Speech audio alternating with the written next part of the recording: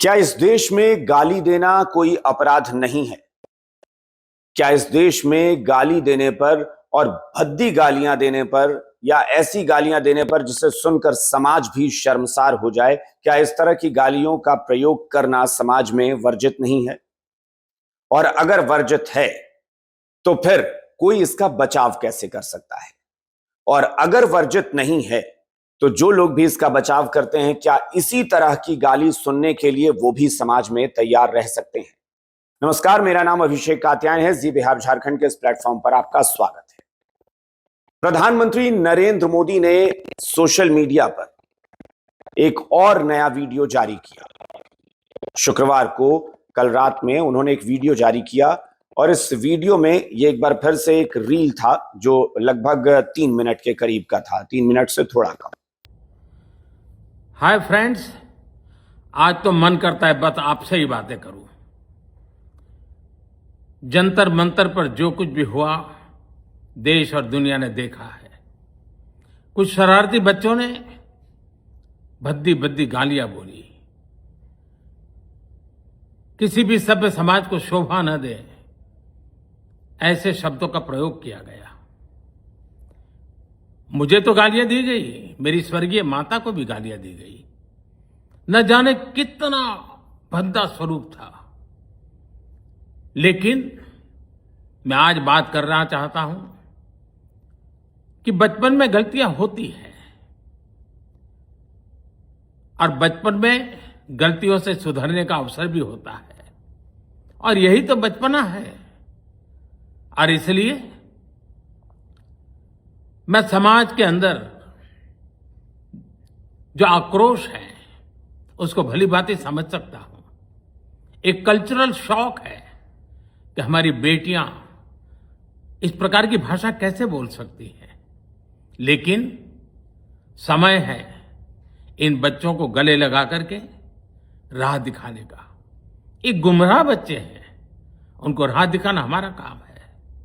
उनको सजा देना, अदालतों के चक्कर कटवाना, समाज में उनको प्रताड़ित करना, इससे हम परिस्थितियां नहीं बदल पाएंगे। मैं उन्हें माफ करना चाहता हूं। समाज भी मेरी इस बात को स्वीकार करे, क्योंकि मेरे मन में एक ही भाव है। कभी कभी दांतों तले हमारी जीभ आ जाती है, खून निकल आता है, लेकिन हम दांत तोड़ते नहीं हैं, क्योंकि दांत भी हमारे हैं, जीभ भी हमारी है, बच्चे भी हमारे हैं। उन्हें राह दिखाना हमारा काम है। गुमराह को राह दिखाना कठिन होता है, लेकिन कठिन काम हमको करना है। और इसलिए आओ, मैं इन बच्चों को कहता हूं, बच्चों आओ, हम देश के लिए साथ मिलकर के आगे बढ़े, कुछ नया सीखें, गलतियों से भी सीखें, अपने सपनों को लेकर के चल पड़े। देश बहुत आगे बढ़ रहा है, आगे बढ़ने वाला है, और आपका भी आगे बढ़ना निश्चित हो, यही मेरा सपना है। मैं आपके लिए जीता हूं, आपके उज्जवल भविष्य के लिए खपता हूं। आओ हम मिलकर के देश को आगे बढ़ाएं। बहुत बहुत धन्यवाद दोस्तों। बस आओ, गलतियों से सीखो, आगे बढ़ो। एक बार फिर से प्रधानमंत्री ने उसी तरीके से इंस्टाग्राम पर, ट्विटर पे, सब जगह पर ये वीडियो जो है पोस्ट किया। प्रधानमंत्री इस वीडियो में इस बार थोड़े भावनात्मक तौर पर नजर आए, भावनात्मक बातें करते नजर आए, थोड़े इमोशनल नजर आए, भावुक अपील करते नजर आए, कुछ इमोशनल मैसेज देते नजर आए। यानी बहुत सारी बातें, अपना बड़ा दिल उन्होंने दिखाया, बहुत सारी चीजें उन्होंने इस 3 मिनट के वीडियो में की है। प्रधानमंत्री ने इस वीडियो को जो जारी किया, इस बार भी उनका वीडियो इस देश के युवाओं के नाम था, खास तौर पर उस जेनजी के नाम। हालांकि युवा, जेनजी भी युवा ही है, लेकिन जेनजी अपने आप को आजकल, जेनजी जो कहने का जो टर्म है, ये चलन है, ये आजकल बड़ा सुर्खियों में है। तो वो आजकल जो युवा है वो अपने आप को जेनजी कहना पसंद करते हैं, क्योंकि वैसे भी हम पाश्चात्य सभ्यता और संस्कृति से कुछ ज्यादा प्रभावित होते हैं। ये विडंबना है कि हम अपने देश की संस्कृति को भूल जाते हैं, हम अपनी सभ्यता, अपने संस्कारों को भूल जाते हैं और पाश्चात्य संस्कृति और सभ्यता को हम बहुत जल्दी अडॉप्ट करना चाहते हैं। खासतौर पर ये जो जेन जी है ना, युवा, ये ज्यादा करते हैं। ये भूल जाते हैं कि हमारे देश में माँ बाप ने क्या संस्कार दिया है। इनके लिए माँ बाप के दिए संस्कार को ये अपने बिल्कुल कचरे के ढेर में फेंक देते हैं और उसके बाद अगर ये बेलगाम होते हैं तो किसी हद तक चले जाते हैं। ये बहुत बड़ी विडंबना है, बहुत बड़ा एक शर्मनाक पहलू है इस देश में कि जब दुनिया के दूसरे देश, जिस हम पाश्चात्य सभ्यता और संस्कृति की बात करते हैं, दुनिया के वो देश जब भारत की संस्कृति को अपना रहे हैं, भारतीय सभ्यता, भारतीय संस्कारों को अपना रहे हैं और वो मानते हैं कि दुनिया की सबसे अच्छी सभ्यता अगर कहीं है तो भारत की सभ्यता है, लेकिन अफसोस कि इसी देश में हमारे यहां हमारे युवा, हमारे बच्चे, हमारी जेनजी जो है वो पाश्चात्य संस्कृति से प्रभावित होकर बहुत तेजी से उसकी रौ में बहती जा रही है। तो खैर, मैं जेनजी के बारे में जो बता रहा था कि वही हो रहा है, इसीलिए वो जेनजी कहलाना ज्यादा पसंद करते हैं, पाश्चात्य संस्कृति है। प्रधानमंत्री ने जो वीडियो जारी किया उसमें एक बार फिर से वो युवाओं को, जेनजी को संबोधित कर रहे थे। उन्होंने उन्हें फ्रेंड्स कहकर संबोधित किया। फिर उन्होंने कहा कि आज आपसे ही बात करने का मन कर रहा है, इसलिए मैंने ये वीडियो सोचा कि बनाओ। प्रधानमंत्री ने क्या कहा? उन्होंने शुरुआत की जंतर मंतर की एक घटना का उन्होंने जिक्र किया। उन्होंने ये भी कहा कि मैं युवाओं के आक्रोश से भली भांति वाकिफ हूं और इसीलिए मैं प्रयास भी कर रहा हूं कि चीजें बेहतर हो। लेकिन उन्होंने ये भी कहा कि जंतर मंतर पर प्रदर्शन के दौरान जो हुआ उससे समाज सदमे में, शॉकिंग था सब कुछ। क्योंकि हमारे यहां, हमारे कल्चर में, हमारी सभ्यता संस्कृति में जिस भाषा का प्रयोग जंतर मंतर पर किया गया था वो भाषाएं नहीं चलती, वो भाषा, वो तमीज, तहजीब हमारे यहां एक्सेप्टेबल नहीं होती हमारे देश में। प्रधानमंत्री ने कहा कि वहां पर कुछ बच्चों ने, प्रधानमंत्री ने उस पूरे वीडियो में उस जेनजी को, युवाओं को बच्चे कहते हुए संबोधित किया कि ये हमारे बच्चे हैं। प्रधानमंत्री ने एक तरीके से एक इमोशन, एक कनेक्शन बनाने की कोशिश की उनके साथ, इमोशनल कनेक्शन कि ताकि वो जुड़ाव महसूस करें कि आखिर वो हमारे देश के बच्चे हैं। प्रधानमंत्री ने कहा कि कुछ शरारती बच्चों ने, शब्दों का चयन बहुत बेहतर, बहुत सलीके से प्रधानमंत्री ने किया। उन्होंने शरारती कहा, जो अमूमन बच्चों के लिए इस्तेमाल करता है। बच्चे जब गलती करते हैं तो हम उन्हें शरारती कहते हैं। प्रधानमंत्री ने कहा कि कुछ शरारती बच्चों ने मुझे बहुत भद्दी भद्दी गालियां दी, मेरे ऊपर बहुत सारी अशोभनीय टिप्पणियां की, लेकिन मुझे तो गालियां दी ही, साथ साथ मेरी दिवंगत मां को भी नहीं बख्शा, उन्हें भी बहुत सारी गालियां दी गई, ऐसी गालियां जो समाज को शर्मसार कर दे, ऐसी ऐसी गालियां, ऐसे ऐसे शब्दों का प्रयोग हुआ।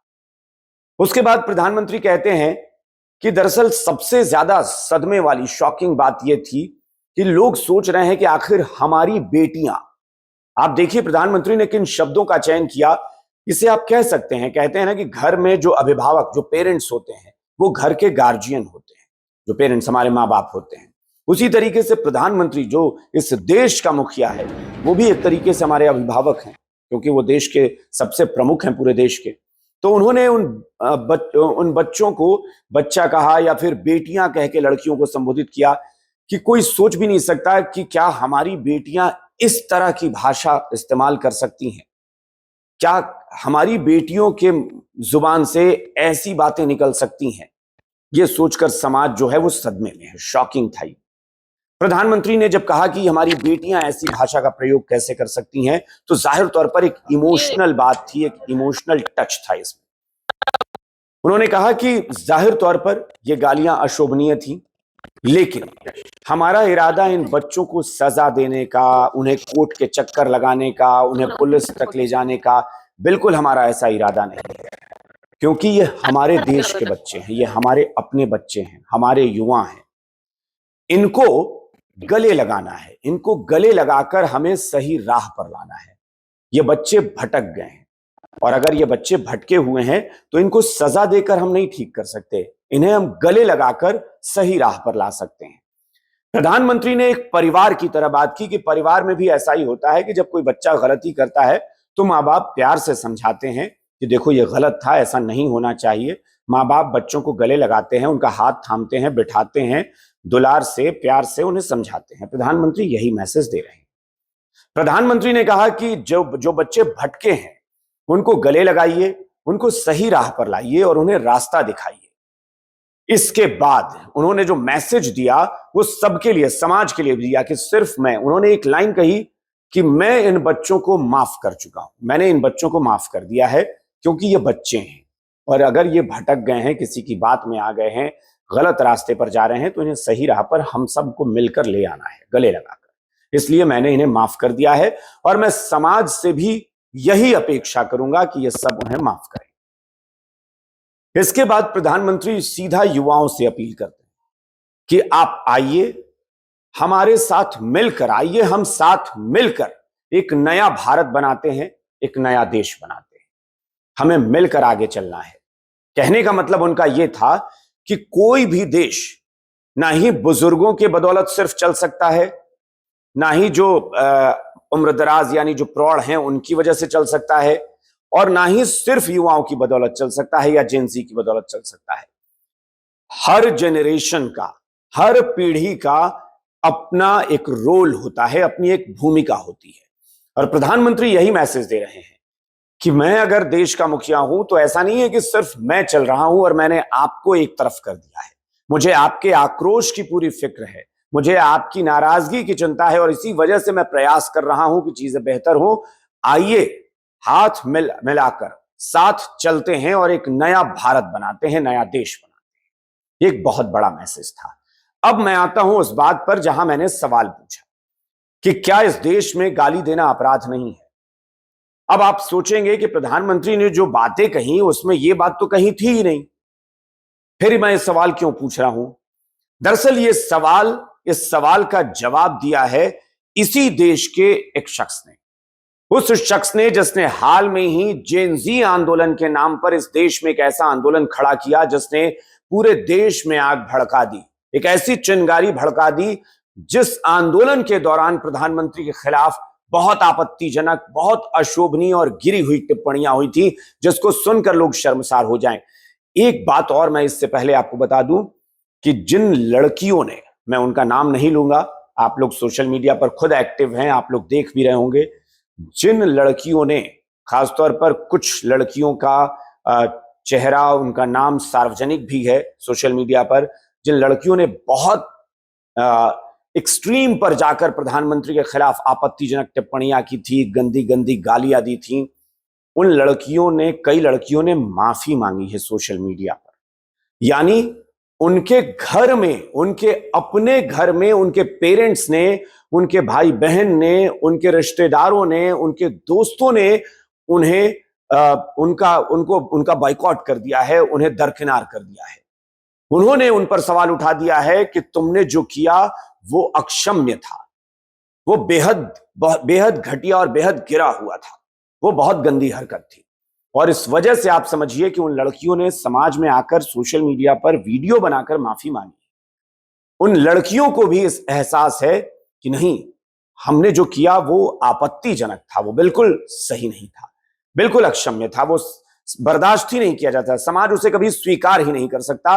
और अब आप समझ लीजिए कि हमारा समाज, हमारा भारत कैसा है कि उन बच्चियों के, उन लड़कियों के, उन युवाओं के माँ बाप ने, उनके भाई बहनों ने, उनके दोस्तों ने, रिश्तेदारों ने भी उनको बिल्कुल किनारे लगा दिया और कहा कि नहीं, तुम्हारे साथ तो रिश्ता निभाया ही नहीं जा सकता जो तुमने हरकत की है।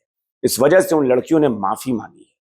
कई लोगों को तो उनके मकान मालिक ने, जो किराए के मकान में रहते थे युवा, उनको मकान मालिक ने घर से बाहर निकाल दिया कि तुमने क्या किया है, जाकर किस तरह की हरकत तुमने की है। ऐसे लोगों को हम अपने घर में किराए पर क्यों रखें जो इस तरह से भद्दी भद्दी गालियां देते हैं, इस तरह की गंदी हरकतें करते हैं। इसकी क्या गारंटी है कि कल तुम मुझे, यानी अपने मकान मालिक के साथ न भिड़ जाओ और उन्हें गाली न दो। क्या गारंटी है कि तुम अपने घर में अपने दोस्तों के साथ गाली गलौज न कर लो। क्या गारंटी है कि तुम पड़ोस के लोगों के साथ गाली गलौज न कर लो। इस वजह से कई लोगों को घर से निकाल दिया गया, मकान मालिक ने किराएदार को बाहर निकाल दिया। कई लोगों के पेरेंट्स जो हैं, बच्चियों को कह दिया उन्होंने कि घर से बाहर निकल जाओ, तब लड़कियों ने माफी मांगी। तो फिलहाल कई लड़कियां और कई युवा माफी मांग चुके हैं, उन्हें खुद फील हो रहा है कि गलत हुआ है। और इस बीच अब मैं आता हूं जिसने इन गालियों को सही ठहराया है, वो है अभिजीत दीपके। सीजेपी नाम भी कॉकरोच है, कॉकरोच जनता पार्टी के संस्थापक हैं अभिजीत दीपके। अभिजीत दीपके ने कल ही सोशल मीडिया पर एक वीडियो पोस्ट किया। दरअसल एक लड़की जिसने गाली दी थी उसके खिलाफ उत्तर प्रदेश की नोएडा पुलिस ने मामला दर्ज कर लिया था। अभिजीत दीपके सोशल मीडिया पर एक वीडियो पोस्ट करते हैं, कहते हैं कि गाली देना कोई अपराध थोड़ी ना है। और गाली देना कोई अपराध नहीं है। गाली देना इज नॉट अ क्राइम। अगर कोई गाली देता है वो बुरा हो सकता है, वो बुरी बात हो सकती है, तो उसको आप समझाइए, उसको आप कहिए कि गाली मत दो। लेकिन केस किस बात पर किया जा रहा है? उन्होंने कहा गाली देना कोई अपराध नहीं है। हो सकता है कि उसने गाली दी तो आप कह सकते हैं कि वो अच्छा इंसान नहीं है, लेकिन ये कोई क्राइम नहीं है। अगर ये क्राइम होता तो जो नेता गाली देते हैं, बीजेपी के लोग जो गाली देते हैं, पहले उन पर कार्रवाई होनी चाहिए। अभिजीत दीपके जी, जिस तरह की गालियां इस देश के प्रधानमंत्री को दी गई थी, उस तरह की गालियां राजनीतिक पार्टी के लोग नहीं देते। और जिस तरह की गालियां प्रधानमंत्री को दी गई थी, माफ कीजिएगा, अगर ये गालियां आपको पड़ गई तो आपके कान से खून बहने लगेगा। आपके कान सुन नहीं पाएंगे वो गालियां। इसलिए कृपा करके देश के युवाओं को भड़काना बंद करिए। किनके इशारे पर आप कर रहे हैं, किनके कहने पर आप ये कर रहे हैं, पता नहीं। कौन आपको उकसाता है और क्या एजेंडा लेकर आप अमेरिका से भारत लौटे हैं, ये पता नहीं। लेकिन ऐसा लगता है कि अमेरिका में रहकर शायद आप भारत के संस्कार, सभ्यता, तमीज और तहजीब भूल चुके हैं, क्योंकि आपकी बातों में निहायत बदतमीजी झलकती है। आप बिल्कुल संस्कारहीन किस्म की बात करते हैं, तरीके से बात करते हैं। तहजीब नाम की चीज नहीं दिखती। आप उन लड़कियों के बारे में बात कर रहे हैं जिन लड़कियों की जुबान से हमारे देश में, जिन लड़कियों को हम देवी की तरह मानते हैं, जिनको देवी का अवतार कहा जाता है, जिन लड़कियों को हर नवरात्र में हम पूजते हैं, आप उन लड़कियों की जुबान से ऐसी ऐसी बातें सुनकर कहते हैं कि नहीं ये कोई अपराध नहीं है। आप क्या चाहते हैं? इस देश की मां, बहनें, बेटियां इस तरह की गालियां दें, इस तरह की बातें करें? और मैं तमाम लोगों से गुजारिश करूंगा, जो लोग इस वीडियो को देख रहे हैं, उन युवाओं से भी कहूंगा, जो जेन ज़ी के लोग हैं उनसे भी कहूंगा कि ऐसे आदमी के बहकावे में आकर कभी ऐसा कोई कदम मत बढ़ाइए कि आपको समाज दुत्कार दे और समाज आपको बेदखल कर दे। समाज से आप सोसाइटी से बाहर निकाल दिए जाएं, आप परिवार से दुत्कार दिए जाएं। कौन है ये अभिजीत दीपके जो कहता है कि नहीं इस तरह की गालियां देना कोई अपराध नहीं है? कौन है ये अभिजीत दीपके जिसमें संस्कार, तहजीब और तमीज नाम की चीज नहीं है? क्या भारत के संस्कारों से वाकिफ नहीं है? पाश्चात्य शैली, पाश्चात्य सभ्यता को यहां थोपने की कोशिश कर रहा है ये अभिजीत दीपके। इसलिए मैं कहूंगा कि गाली देना बिल्कुल अपराध है, और गाली आप किस तरह की दे रहे हैं यह भी आपको समझना पड़ेगा।